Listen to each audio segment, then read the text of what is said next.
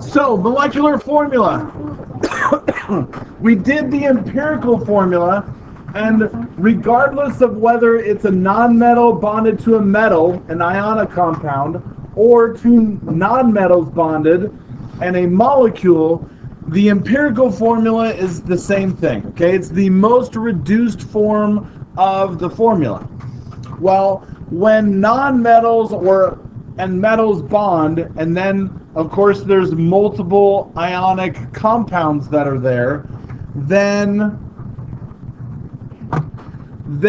when they bond, they kind of polarize, but they don't really like group together like molecules do. And if you look back at the notes when we talked about ionic compounds and molecular compounds, that a molecular compound forms this crystal lattice structure where it's kind of like they're bonding together more than just that empirical formula. So the molecular formula is saying, okay, well, if you have the empirical formula, the most basic form of that compound, the most broken down it can be, if you have this crystal lattice structure, which is what you're going to have with a molecule, you're going to have a lot more than just, a couple hydrogens and a couple carbons bonded together. You're going to have a bunch of them bonded together, forming this crystal lattice structure. And that's what the molecular formula is. It's really just a formula that shows all of the elements that are bonded together. Like in this example, right, you have HO. Well, HO together is what? 17.0 grams? Right, so that's the empirical formula, is our HO, and it has a molar mass of 17 grams. And really that's what number 1 says, calculate out the molar mass of the empirical formula. So number 2, the molecular mass of the molecular formula will be given in the problem. So let's keep it easy. Let's say I tell you that the molecular mass is 34.0 grams. Right? And then they want to know what's the molecular formula. Well, it's super easy. Because 17.0 is the most broken down it can be, everything has to be in multiples of 17. If it's 17 grams, well, it's HO. If it's 34 grams, because 34 divided by 17 is 2, then it's H2O2. If it was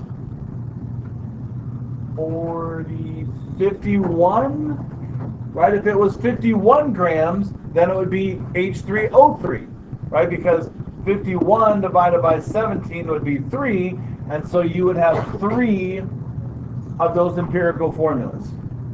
So it's really pretty easy to find the molecular formula if you have the empirical formula already. And you'll find that in tonight's homework, you are going to, for the most part, have the empirical formula given to you, and you just have to find the molecular.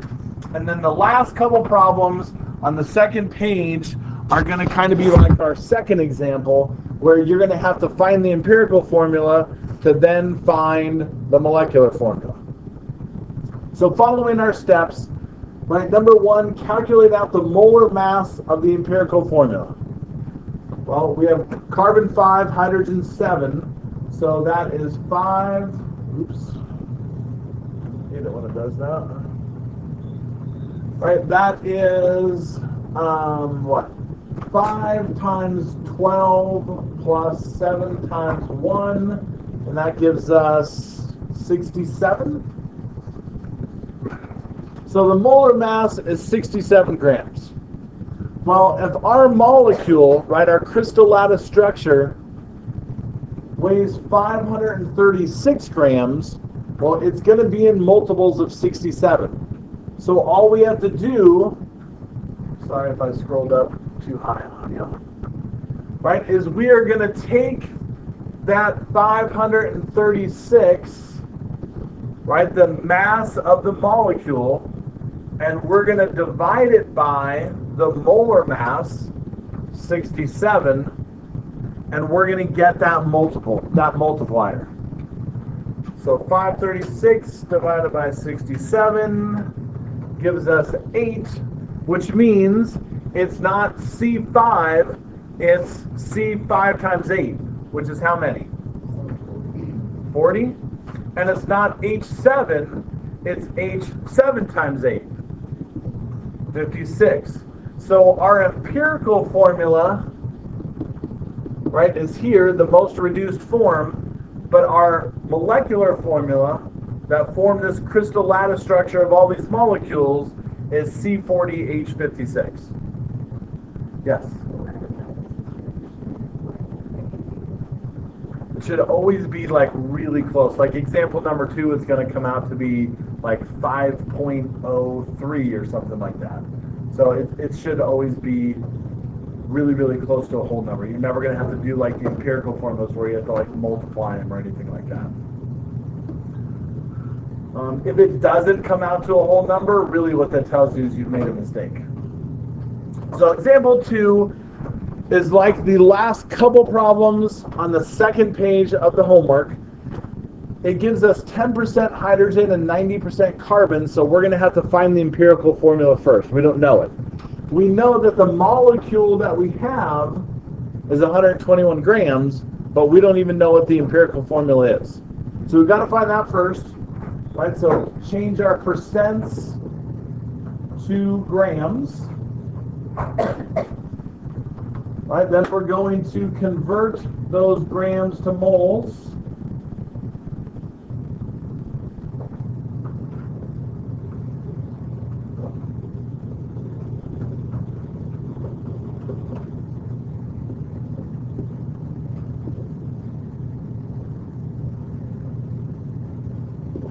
If I remember right from last hour, it's 7.5.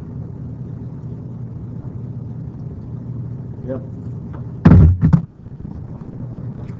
Because we're finding our empirical formula, right, from last night's homework, we're going to divide each one by the smallest mole value, which is 7.5. That's going to give us 1 of carbon, but 1.33 for hydrogen. Now, because we're writing this empirical formula, everything has to be in a whole number. So because 1.33 writes down a whole number, but if I multiply it by 3, it will be, right? 1.33 times 3 is going to give me 4, but I've got to do it to all the elements in there. So 1 times 3 is 3, and that gives us our empirical formula of H4C3. And I'm just writing it in the order that they gave it to me in, right? They put hydrogen first, then they put carbon. I'm just putting hydrogen and carbon first. It really should be carbon and then hydrogen, but that's not something you've got to know. So that's last night's homework. So now starting with tonight's homework. If I have the empirical formula, I got to find the molar mass. So our molar mass, right, is 3 times 12 plus 4 times 1. So what's that, 40? All right, so our molar mass, the 1 mole of the empirical formula weighs 40 grams. Now we're in our other couple steps. We're taking 121, like the mass of our molecular formula, dividing it by our empirical formula, and we get 121 divided by 40, which is approximately 3. And so now you know, right, if this is your empirical formula, I have 3 times more than that. So I don't have H4, I have H4 times 3, which is 12. I don't have carbon 3, I have carbon 3 times 3, carbon 9. Right? Or, realistically, it should be that way, but we're good with that. And that's it. That's all you got to do. So the first, 5 or 6 or 7 of them are going to be like example 1, find the molar mass, divide them, change your new molecular formula. And then the last 3 or 4 are going to be like the second example. Any questions? Awesome. That's it.